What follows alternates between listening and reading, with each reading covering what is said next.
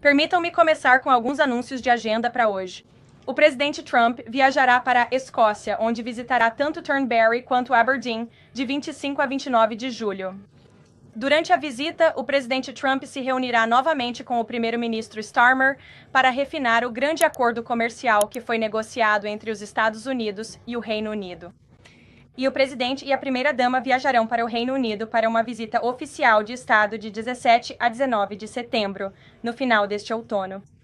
Esta será uma segunda visita de Estado verdadeiramente sem precedentes para o presidente Trump, e ele está honrado e ansioso para se encontrar com Sua Majestade, o Rei, no Castelo de Windsor. Houve uma onda de notícias econômicas positivas na última semana que gostaria de destacar hoje. A crise de inflação de Joe Biden foi derrotada. Os preços pagos por empresas americanas por bens e serviços ficaram estáveis em junho, o que é menor do que todos os 50 analistas da pesquisa da Bloomberg previram. E a inflação subjacente, que é a melhor medida da inflação, ficou novamente abaixo do esperado no mês de junho. Desde que o presidente Trump assumiu o cargo, a inflação subjacente ficou em apenas 2,1% no total, e ficou abaixo ou dentro das expectativas dos economistas em todos os meses. Os salários estão crescendo em um ritmo forte e os preços estão caindo para os americanos no dia a dia. Também vimos os preços de veículos novos e usados e passagens aéreas caírem no mês passado. Além disso, os preços da gasolina, óleo combustível, commodities energéticas, hotéis, passagens aéreas, transporte público e vegetais frescos estão todos mais baixos em relação ao ano passado. Como dissemos o tempo todo, confie no presidente Trump. O sonho americano está de volta, e as famílias comuns já estão colhendo os benefícios dessa incrível reviravolta econômica em apenas 6 meses. O presidente Trump pôs fim à era de rendição econômica e implementou tarifas poderosas para defender nossos trabalhadores e empresas e reequilibrar os acordos comerciais dos Estados Unidos. Apesar de todo o pessimismo dos chamados especialistas, que afirmavam que essas tarifas seriam o fim do mundo como conhecemos, aconteceu exatamente o contrário. As tarifas não são inflacionárias, como o presidente Trump sempre disse. Na verdade, as tarifas são uma fonte de receita massiva. Estamos vendo trilhões de dólares em investimentos privados entrarem em nosso país neste momento porque as empresas ao redor do mundo querem fabricar seus produtos aqui mesmo, com mão de obra americana, e não precisar pagar nenhuma tarifa. A receita de alfândega e tarifas já totalizou mais de 113 bilhões de dólares desde que o presidente Trump assumiu o cargo, ajudando a gerar um superávit orçamentário em junho pela primeira vez em quase uma década. Estamos realmente entrando em uma era de ouro como resultado dessas políticas comerciais pró-crescimento e de prioridade para os Estados Unidos. Sobre outro assunto, ontem na Sala Leste, o presidente teve orgulho de sancionar a lei de interrupção de todo o tráfico letal de fentanil, Halt Fentanyl Act, cercado por famílias anjo, para ajudar a finalmente acabar com a devastadora crise do fentanil que assolou milhões de americanos. De acordo com a lei Halt Fentanyl, qualquer pessoa que possuir, importar, distribuir ou fabricar quaisquer substâncias ilícitas relacionadas ao fentanil estará sujeita a processo criminal, da mesma forma que qualquer outra substância controlada da tabela 1. Esta legislação fechará as brechas que os criminosos usam para contornar a lei e facilitará para as autoridades processarem traficantes cruéis que espalham veneno em nossas comunidades. O presidente Trump sempre fez do combate à crise das drogas uma prioridade máxima, e esta importante legislação bipartidária reforça ainda mais esse compromisso. O sucesso completo e total em nossa fronteira sul, que muitos na mídia e nesta sala continuam ignorando, é outro exemplo do presidente cumprindo sua palavra às famílias que perderam entes queridos devido ao fentanil, e é mais uma vitória para o povo americano. A Alfândega e Proteção de Fronteiras acabou de divulgar as estatísticas operacionais finais do mês de junho, e preciso destacar alguns desses números incríveis. Houve apenas 6.072 detenções no Sudoeste em junho, 15% a menos do que o recorde anterior que este presidente estabeleceu no mês de março. Para colocar isso em perspectiva, o governo Biden rotineiramente registrava esse mesmo número de encontros em um único dia, e em muitos dias esse número ultrapassava 10.000 detenções na fronteira sudoeste. Também não houve nenhum imigrante ilegal liberado ao longo da fronteira sudoeste pelo segundo mês consecutivo. O presidente Trump prometeu acabar com a invasão de imigrantes ilegais e cumpriu essa promessa ao povo americano em tempo recorde. Com a fronteira selada, as deportações estão aumentando. No último fim de semana, nossos corajosos agentes do ICE estavam prendendo imigrantes ilegais criminosos e violentos em todo o país. O ICE de Atlanta prendeu um imigrante ilegal do México condenado por tentativa de estupro de uma criança na Carolina do Norte. O ICE de Baltimore prendeu um imigrante ilegal da Guatemala que já havia sido condenado por abuso sexual de menor em Maryland. O ICE de Houston prendeu um imigrante ilegal criminoso do México, cuja condenação anterior inclui agressão sexual agravada contra uma criança no Texas. O ICE de Salt Lake City prendeu um imigrante ilegal criminoso de 32 anos do México, que já havia sido condenado por abuso e lesão corporal de criança. O ICE de Baltimore prendeu um imigrante ilegal criminoso de El Salvador, condenado em Maryland por posse de pornografia infantil. E o ICE de San Antonio prendeu um imigrante ilegal criminoso do México, condenado por agressão sexual agravada no Texas. Os homens e mulheres do ICE são heróis. Eles arriscam suas vidas todos os dias para tirar das nossas ruas o pior do pior, esse tipo de criminoso. Fora de nossas comunidades e fora do nosso país. E o presidente continua apoiando fortemente todos os agentes do ICE que estão fazendo seu trabalho para manter todos nós, incluindo todos nesta sala, em segurança. A instalação... Desculpe, só um segundo. Em outras notícias, após as ousadas ações executivas do presidente Trump para proteger crianças americanas de mutilações químicas e cirúrgicas irreversíveis, o maior provedor dessas práticas bárbaras agora irá fechar suas portas. A instalação em Los Angeles, Califórnia, é apenas a mais recente a reduzir ou eliminar seus serviços irreversíveis e prejudiciais que alimentam a mentira de que é possível mudar o sexo de uma criança. A administração Biden promoveu políticas perigosas que desafiaram a ciência médica em favor de uma ideologia transgênero radical. Mas o presidente Trump pôs fim a isso para garantir que as crianças americanas, a inocência de seus filhos, seja protegida e que nossas crianças possam ter vidas saudáveis e produtivas. Finalmente, na noite passada, os republicanos do Senado aprovaram o pacote de cortes de 9 bilhões de dólares do presidente Trump.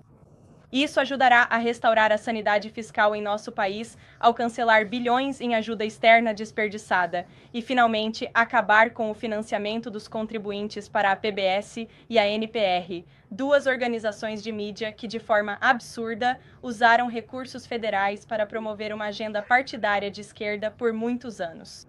A Câmara deve aprovar esse pacote de cortes imediatamente e enviá-lo para a mesa do presidente para assinatura. Em outra nota, sei que muitos na mídia têm especulado sobre hematomas na mão do presidente e também inchaço na perna do presidente. Portanto, em um esforço de transparência, o presidente pediu que eu compartilhasse uma nota de seu médico com todos vocês hoje. Nas últimas semanas, o presidente Trump notou um leve inchaço em suas pernas inferiores. Seguindo os cuidados médicos de rotina e por precaução, essa preocupação foi cuidadosamente avaliada pela equipe médica da Casa Branca. O presidente passou por um exame abrangente, incluindo estudos vasculares diagnósticos, ultrassonografias, Doppler venosas bilaterais dos membros inferiores foram realizadas e revelaram insuficiência venosa crônica, uma condição benigna e comum, especialmente em pessoas com mais de 70 anos. É importante ressaltar que não houve evidência de trombose venosa profunda ou doença arterial. Os exames laboratoriais incluíram hemograma completo, painel metabólico abrangente, perfil de coagulação, dedímero, peptídeo natriurético tipo B e biomarcadores cardíacos. Todos os resultados estavam dentro dos limites normais. Um ecocardiograma também foi realizado e confirmou estrutura e função cardíaca normais. Não foram identificados sinais de insuficiência cardíaca, comprometimento renal ou doença sistêmica. Além disso, fotos recentes do presidente mostraram pequenos hematomas no dorso da mão. Isso é consistente com uma leve irritação dos tecidos moles causada por apertos de mão frequentes e pelo uso de aspirina, que é tomada como parte de um regime padrão de prevenção cardiovascular. Esse é um efeito colateral bem conhecido e benigno da terapia com aspirina, e o presidente continua em excelente saúde, como acredito que todos vocês testemunham diariamente aqui.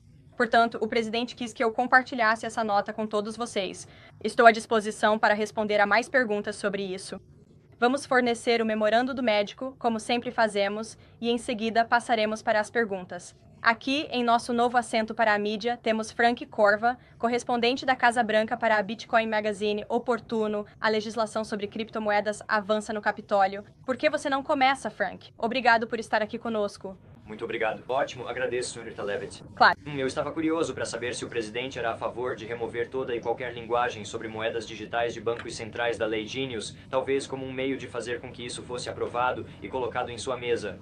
E então minha segunda pergunta foi sobre algo que o presidente falou nesta sala. Ele falou sobre uma isenção fiscal mínima de os $600 para gastos com Bitcoin e outras criptomoedas. Então eu queria saber se você poderia comentar sobre isso. Claro.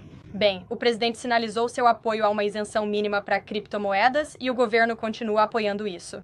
Estamos definitivamente receptivos a isso para tornar os pagamentos com criptomoedas mais fáceis e eficientes para aqueles que buscam usar criptomoedas de forma tão simples quanto comprar uma xícara de café. Claro, no momento isso não é possível, mas com a isenção de minimis, talvez possa ser no futuro, e continuaremos a buscar soluções legislativas para alcançar isso. Quanto à moeda digital do Banco Central e ao Genius Act que você mencionou, já passou pelo Congresso e será enviado para a mesa do presidente. Eu acredito que a Câmara está votando sobre isso. Se ainda não votaram, devem aprovar em breve. Sabemos que temos os votos necessários e esperamos que chegue à mesa do presidente e estamos planejando uma cerimônia de assinatura amanhã à tarde. Todos vocês receberão mais detalhes sobre isso. Essa legislação vai transformar os Estados Unidos na capital mundial das criptomoedas. E foi isso que o presidente prometeu. Quanto à moeda digital do Banco Central, o presidente é contra. Ele fez essa promessa ao povo americano durante a campanha e, embora isso não esteja neste projeto de lei específico, ele assinou uma ordem executiva em janeiro proibindo uma moeda digital do Banco Central.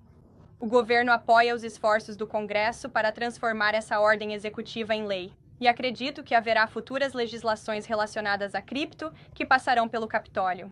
O presidente está ansioso para assiná-las e também para a cerimônia de assinatura desta tarde. Então, obrigado por estar conosco hoje. Claro, Jackie. Obrigada, Caroline. Houve muita discussão sobre os arquivos de Epstein e os comentários do presidente ontem chamando isso de farsa. Você pode esclarecer qual parte da farsa de Epstein é a parte farsa? O presidente está se referindo ao fato de que os democratas agora se apegaram a isso como se eles realmente quisessem transparência quando se trata de Jeffrey Epstein, o que é uma sugestão absurda para qualquer democrata fazer. Os democratas tiveram o controle deste prédio, a Casa Branca, por 4 anos, e eles não fizeram absolutamente nada quando se tratou de transparência em relação a Jeffrey Epstein e seus crimes hediondos. Foi este presidente quem ordenou ao Departamento de Justiça e ao Procurador-Geral que fizessem uma revisão exaustiva de todos os arquivos relacionados a Jeffrey Epstein, o que eles fizeram. O Procurador-Geral e o FBI, liderados por Pam Bondi, Dan Bongino, Kash Patel, são grandes patriotas, algumas das vozes mais confiáveis no movimento do Partido Republicano. É parte do motivo pelo qual o presidente os nomeou para esses altos cargos de aplicação da lei. E eles passaram muitos meses analisando todos os arquivos relacionados a Jeffrey Epstein e chegaram à conclusão que está naquele memorando, que eles redigiram e divulgaram.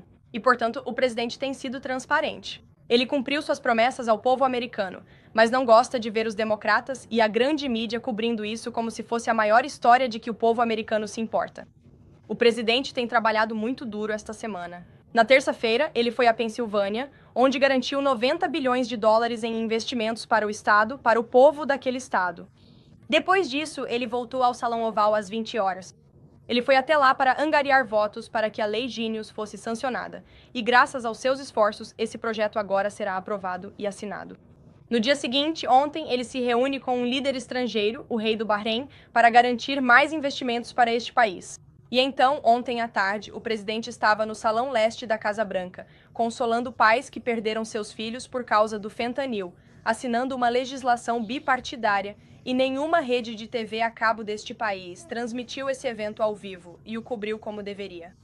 Essas são as questões com as quais o presidente se importa. O que poderia ser mais importante para o povo americano do que ajudar famílias que perderam seus filhos? Essas são as questões nas quais este presidente vai continuar focado. Eu entendo que ele queira seguir em frente com essa história, mas há algumas figuras de destaque, incluindo o líder da maioria no Senado, o presidente da Câmara, manifestando apoio para que os arquivos sejam divulgados. O deputado Massi está coletando assinaturas que forçariam uma petição de desarquivamento para uma votação no plenário sobre isso. Parece que isso não vai desaparecer. O que está impedindo o governo de simplesmente redigir qualquer informação sensível, informações do grande júri, e divulgar o que for apropriado para que o povo americano possa decidir e então deixar essa história morrer? Bem, em relação a redações ou sigilos de grande júri, essas são questões para o Departamento de Justiça. Essas também são questões para os juízes que possuem essa informação sob sigilo, e isso teria que ser solicitado e um juiz teria que aprovar. Isso está fora do controle do presidente. Ele disse, em concordância com alguns dos líderes no Capitólio, que se o Procurador-Geral e o Departamento de Justiça encontrarem qualquer outra evidência crível, eles devem fornecer isso ao povo americano. O presidente disse isso, e ele concorda com eles nesse ponto. Quando ele demitiu Martin Comey? Bem, o Departamento de Justiça fez isso e eu o encaminharia para eles. Dasha. A Casa Branca entrou em contato direto com alguns dos influenciadores do MAGA que ainda não estão satisfeitos com a gestão deste governo. E a mensagem para eles foi semelhante à que o presidente disse, que é algo como, deixe isso para lá, ou não precisamos do seu apoio. Bem, veja, o presidente e sua equipe estão sempre em contato com os apoiadores do presidente, com vozes de todos os tipos de ambos os lados do espectro político. Acho que isso é parte do motivo pelo qual este presidente é um grande presidente, porque ele está disposto a ouvir e considerar as perspectivas de outras pessoas. Mas, no fim das contas, ele liderou este país não apenas nos últimos 6 meses rumo a um sucesso histórico, mas também durante seus primeiros 4 anos como presidente. E como líder e criador do movimento MAGA, ele liderou o nosso país durante esses tempos difíceis, com base no instinto e no melhor interesse do país. E como sempre digo, o povo americano deve confiar no presidente Trump. John, vai em frente, John. Muito obrigada, Caroline. O presidente anunciou na segunda-feira que se não houver conformidade com a Rússia dentro de 50 dias, haverá aumento de tarifas. Você pode explicar como isso funciona? Antes de mais nada, o que acontece se a Rússia não encerrar a guerra com a Ucrânia em 50 dias? Bem, em 50 dias, como o presidente deixou claro, se não houver um acordo de cessar-fogo ou um acordo de paz nesse período, se a Rússia se recusar a concordar legitimamente com um cessar-fogo, então ela enfrentará tarifas muito altas e também sanções secundárias. Então, países que estão comprando petróleo da Rússia também serão sancionados. E, claro, isso causará um grande dano à economia da Rússia. E eu só acrescentaria que o presidente quer que essa guerra termine com uma solução diplomática. Ele tem insistido nisso. Esta administração gastou-me muitas horas e muito tempo tentando resolver essa guerra que está muito distante. Mas o presidente quer acabar com as matanças e salvar vidas. Reagan. Quanto à primeira parte, Caroline? Primeira parte. Reagan, vai em frente. Tenho perguntas, vá em frente. É só sobre, se me permite, apenas sobre as tarifas, a primeira parte. Entendo as tarifas secundárias, mas houve apenas os 3 bilhões de dólares em comércio entre os EUA e a Rússia em 2024. Espera-se que seja muito menos neste ano em particular. No dia 2 de abril, tanto você quanto o secretário do Tesouro disseram que não é necessário aplicar tarifas à Rússia. Você disse que, devido à falta de comércio, isso impede, essa foi a palavra que você usou, qualquer necessidade de tarifas. Por que agora e por que você acha que isso faria com que eles cedessem e chegassem a algum tipo de acordo de paz em relação à Ucrânia? 3 bilhões de reais é muito dinheiro, John. E não são só tarifas, mas também sanções secundárias implementadas em 50 dias. Reagan? Obrigada, Caroline. Tenho 2 perguntas para você. Claro. Primeiro sobre o Congresso. A congressista Salazar apresentou legislação que daria a alguns imigrantes ilegais um caminho à cidadania. 10 republicanos assinaram o que ela chama de Lei da Dignidade. Estou curioso a posição da Casa Branca dessa legislação e se o presidente vetaria esse projeto de lei caso chegasse à sua mesa. Então, pelo que eu entendo, nem a Casa Branca nem o presidente realmente leram essa legislação. Nós temos nos concentrado, é claro, no grande e belo projeto de lei que foi aprovado, o que é mais uma conquista histórica deste presidente em tempo recorde. O Genius Act desta semana, o pacote de rescisões, tem sido o foco da Casa Branca, mas o presidente deixou muito claro que não apoiará a anistia para imigrantes ilegais de forma alguma. E eu gostaria de lhe dar a oportunidade de responder à CEO da NPR. Ela está alegando que os cortes na rede deles vão, aspas, representar um risco real para a segurança pública do país. A congressista Kowski argumentou que as emissoras públicas salvam vidas Você poderia responder a essas preocupações? A CEO da NPR disse que cortar a NPR será um risco para a segurança pública. Eu não tenho certeza de como a NPR contribui para a segurança pública do nosso país, mas sei que, infelizmente, a NPR se tornou basicamente uma voz de propaganda da esquerda. Vou te dar apenas alguns exemplos. Em 2020, a NPR se recusou a cobrir o escândalo do laptop de Hunter Biden durante o período que antecedeu a eleição. Eles disseram que as alegações não significavam muito, escrevendo que não queriam desperdiçar o tempo dos ouvintes e leitores com histórias que são apenas distrações puras.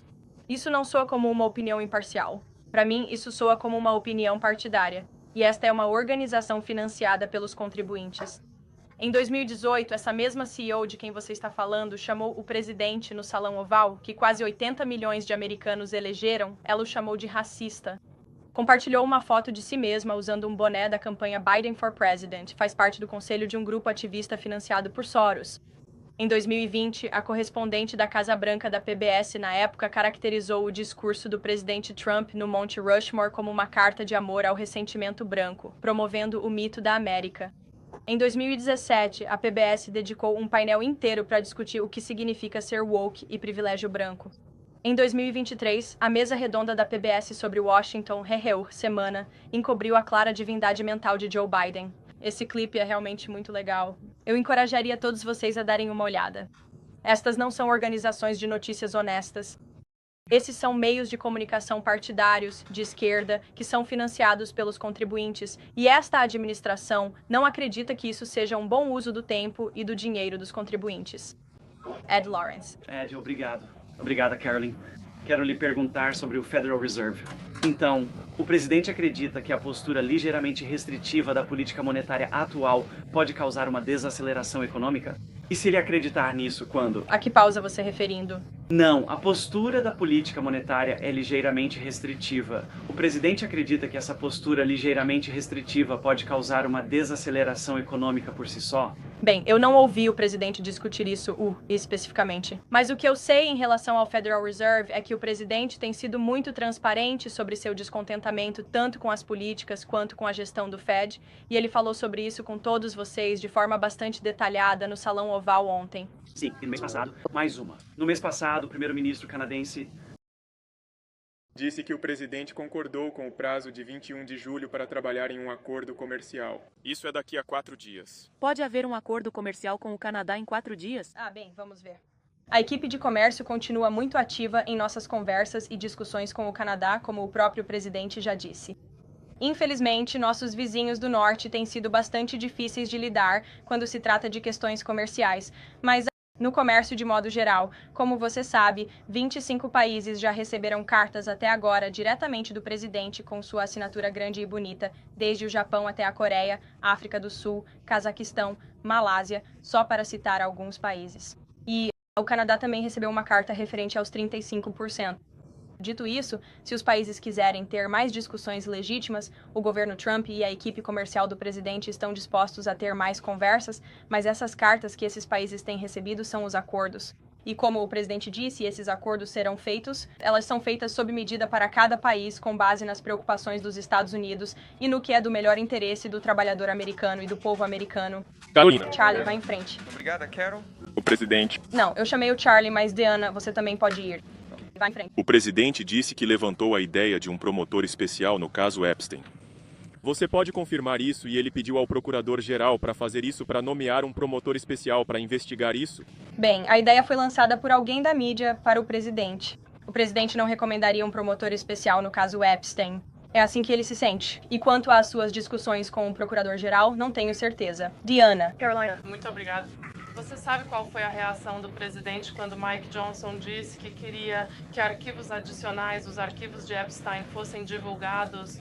Houve uma conversa com Mike Johnson sobre isso após seus comentários? Bem, não vou discutir as conversas privadas do presidente com o presidente da Câmara, mas como respondi à pergunta de Jack anteriormente, o presidente disse que se o procurador-geral, o Departamento de Justiça e o FBI tiverem alguma evidência mais confiável em relação aos crimes de Jeffrey Epstein, eles devem apresentá-la. Ele pediu que fizessem isso. Alguns dias. 4. com dias. Com alguns dias... Carolina. Vou falar com todos vocês, começando pela moça de azul. Vai em frente. Faltando poucos dias para o prazo final de 9 de agosto, como estão indo as negociações com a Europa? Bem, acredito que o prazo seja 1º de agosto.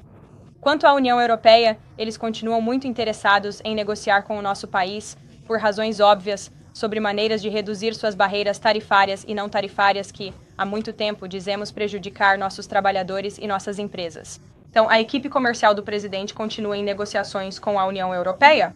Ele aceitaria ou, talvez, proporia um adiamento da data de 1º de agosto, considerando todas as implicações. Ele já disse que não fará isso. Carolina.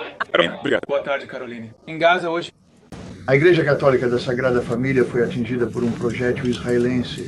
Sim. 3 pessoas foram mortas, 10 ficaram feridas. Qual é a reação do presidente ao fato de essa igreja ter sido atacada? Não foi uma reação positiva. Ele ligou para o primeiro-ministro Netanyahu esta manhã para tratar dos ataques àquela igreja em Gaza.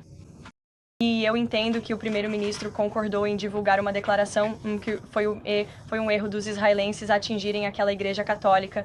Foi isso que o primeiro-ministro transmitiu ao presidente. E você deveria ler a declaração do primeiro-ministro que será divulgada. Carolina, voltando à sua carta que você leu no início. Claro. O presidente, você disse, um leve inchaço nas pernas. Sim, senhor. Isso está causando desconforto? Como você está tratando ele? Não houve nenhum desconforto por parte do presidente. E vocês provavelmente veem isso no dia a dia.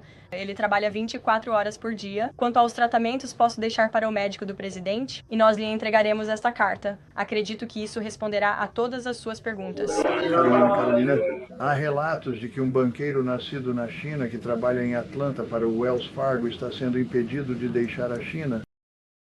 Presidente, ele vai discutir isso com o presidente Xi. Você está ciente do caso? Não estou ciente, mas nossa equipe do Conselho de Segurança Nacional está. Steve lhe dará algumas respostas sobre isso. Obrigado. Kristen. Obrigada, Caroline. 2 perguntas. Então, a primeira é que o presidente Trump disse que o procurador-geral apenas lhe deu uma breve visão geral do que havia nos arquivos de Epstein. Ele tem conhecimento ou compreensão do que está nos arquivos relacionados a Epstein que ainda não foram divulgados? Não que eu saiba, e essa é uma pergunta para o procurador-geral, como eu disse. E o presidente disse ao procurador-geral que, se houver mais evidências críveis, elas devem ser divulgadas. Essas evidências teriam que ser submetidas ao presidente antes de serem divulgadas? Eu não acho. Ele disse que ela tivesse evidência confiável, deveria divulgá-la. Vai em frente.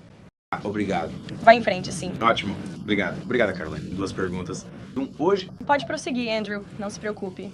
Hoje, dezenas de milhares de pessoas estão se reunindo em todo o país para homenagear o legado do congressista John Lewis. Enquanto isso, os republicanos no Texas estariam trabalhando para redesenhar os mapas eleitorais a pedido do presidente Trump. Como o presidente Trump concilia seu apelo à ação para os republicanos do Texas com o legado do representante John Lewis?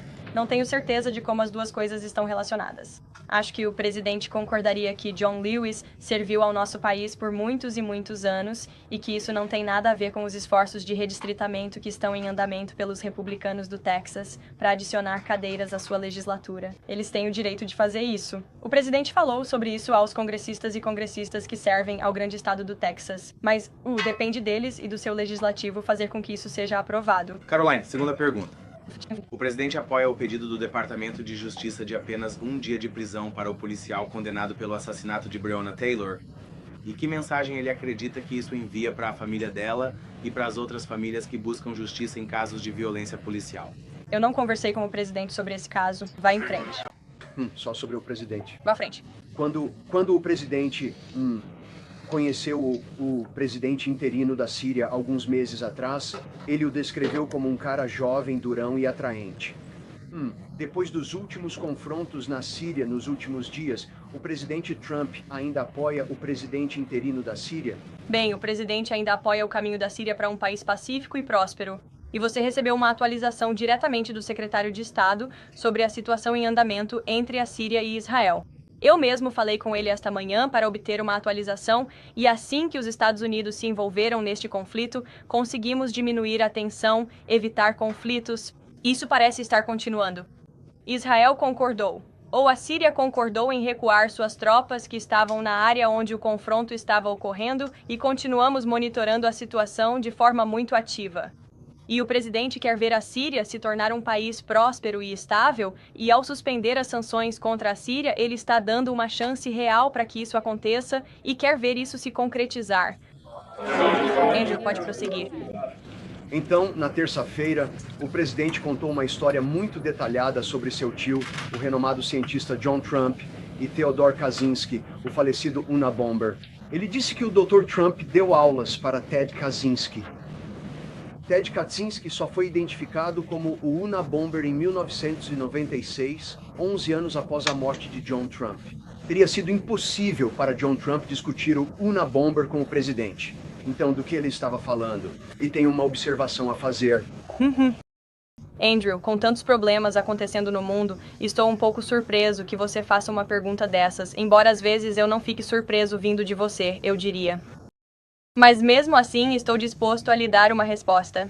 O tio do presidente realmente lecionou no MIT. Ele era um professor muito inteligente. O presidente tem orgulho da família. Na verdade, ele tem uma carta do tio em papel timbrado do MIT que fica na sala de jantar do Salão Oval. Talvez a gente deixe você vê-la algum dia. Pode prosseguir, Elizabeth.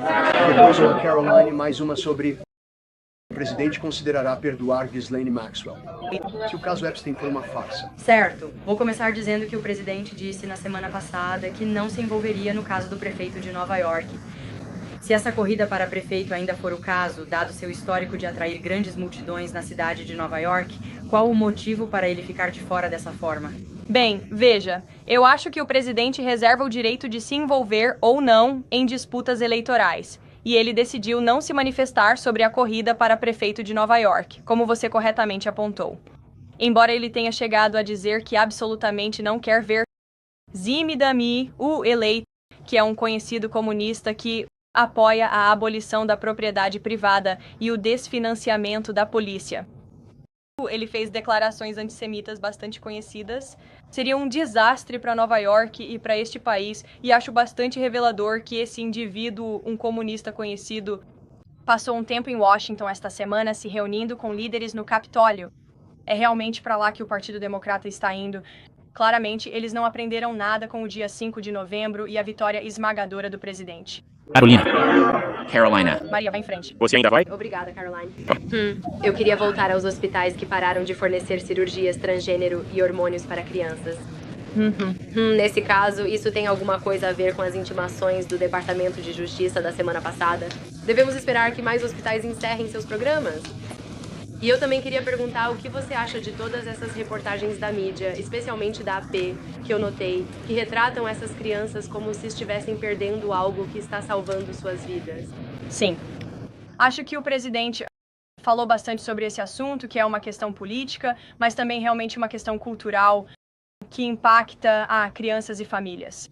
Ele falou muito sobre isso durante a campanha e acho que ficou bastante surpreso com o aumento que estávamos vendo e com a aceitação por parte do Partido Democrata quando se trata da castração química e mutilação de corpos jovens e inocentes.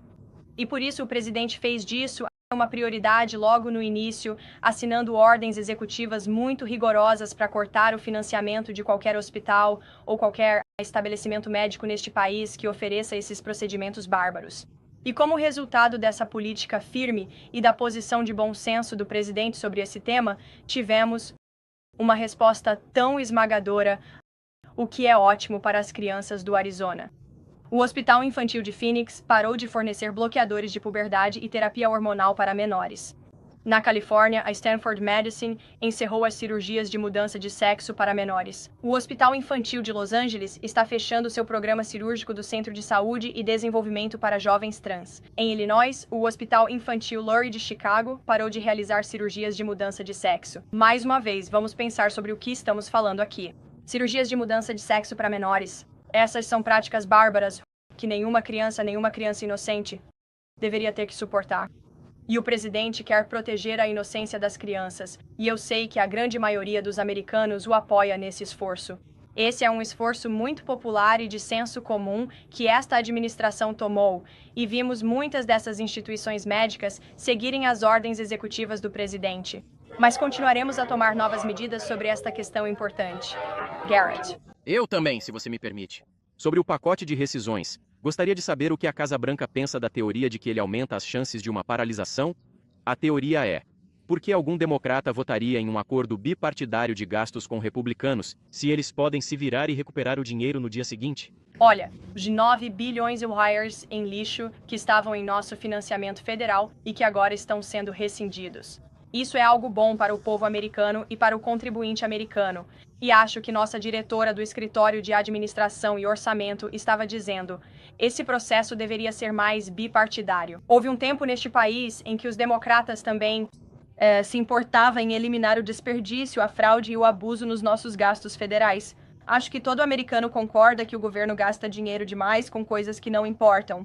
Algumas dessas coisas incluem a PBS e a NPR, ou, por exemplo, o Democracy Fund, que recebeu um financiamento de 83 milhões de dólares através do Departamento de Estado, mas estavam destinando centenas de milhares de dólares para centros de igualdade de gênero e empoderamento no Iêmen, 3,9 milhões de dólares para fortalecer a integridade da informação, a igualdade e a democracia para a população LGBTQI dos Balcãs Ocidentais. Esses não são bons usos dos fundos dos contribuintes e os republicanos têm orgulho de liderar esses esforços, e gostaríamos que mais democratas se juntassem a nós nisso. Queria dar continuidade à pergunta de Marie Tomei, só para esclarecer. A Casa Branca tinha algum conhecimento ou o presidente aprovou sua demissão? Esta foi uma decisão tomada pelo Departamento de Justiça.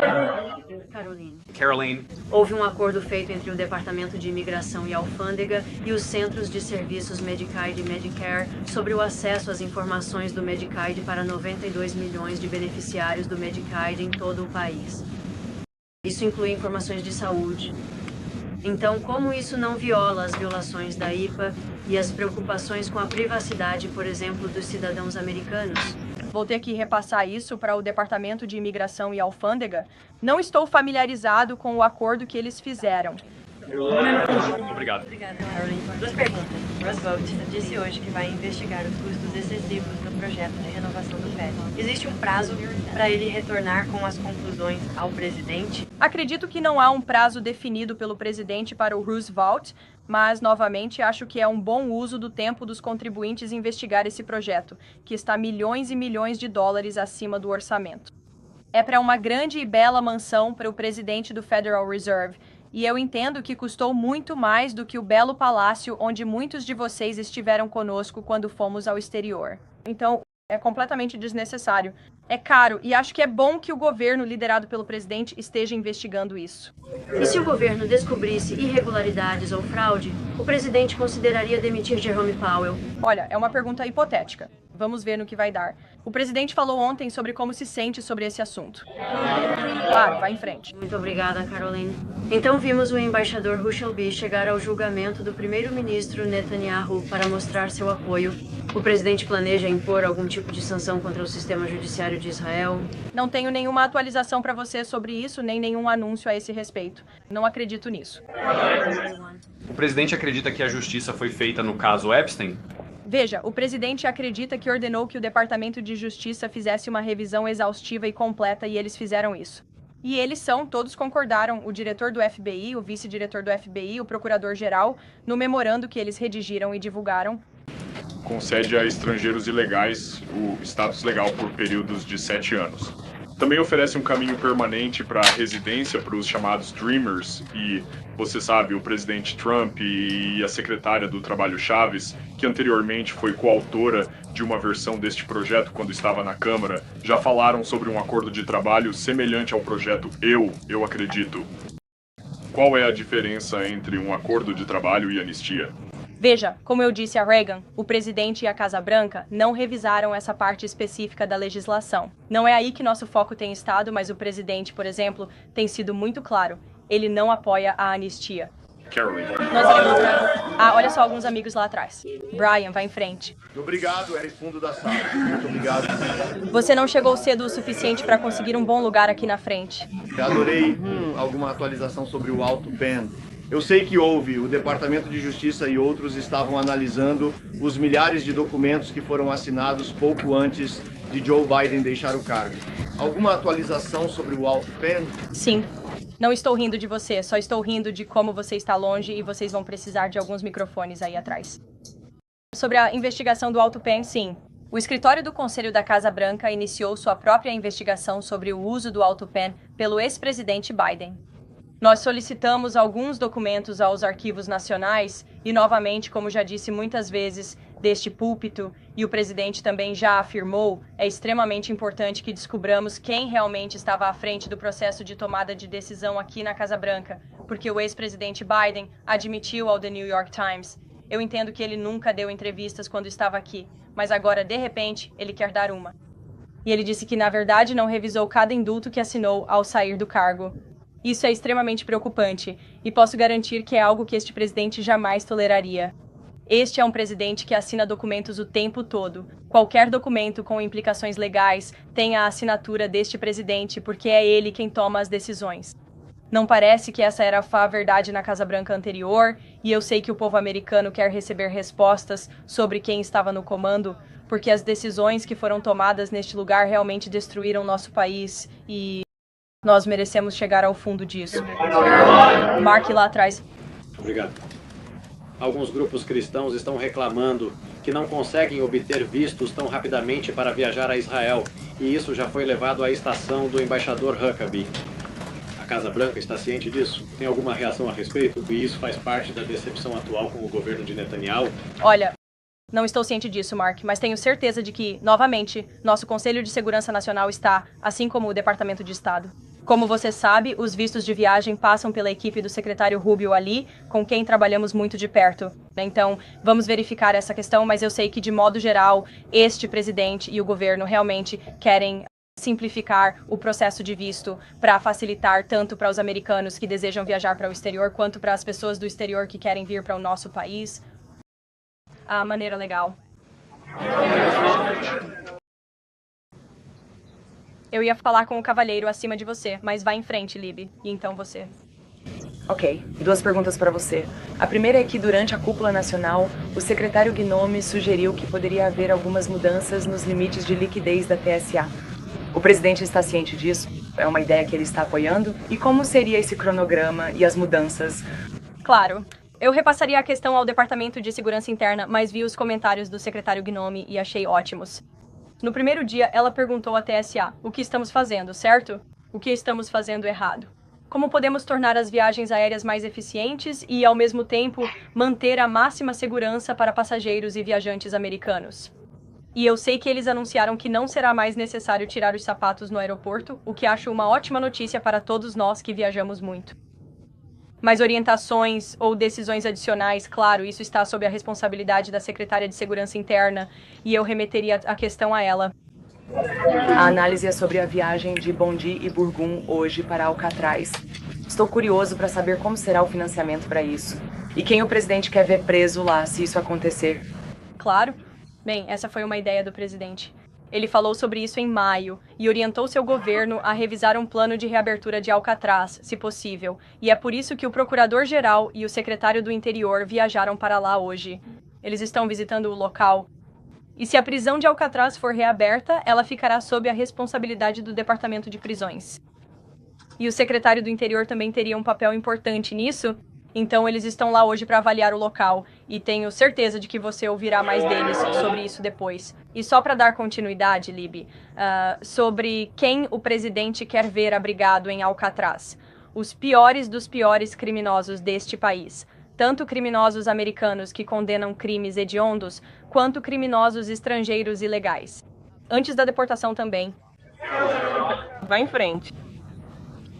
O Partido Comunista Chinês encerrará sua campanha para erradicar o Falun Gong, uma prática espiritual pacífica. Com a aproximação do aniversário dessa perseguição brutal, a Casa Branca tem alguma mensagem para o PCC sobre isso? Bom, eu vou conseguir uma para você e entraremos em contato. Vai em frente. O presidente do Brasil, Lula, disse recentemente que o presidente Trump foi eleito para governar os Estados Unidos e não para agir como imperador do mundo. E ele também enfatizou que o Brasil está aberto à negociação.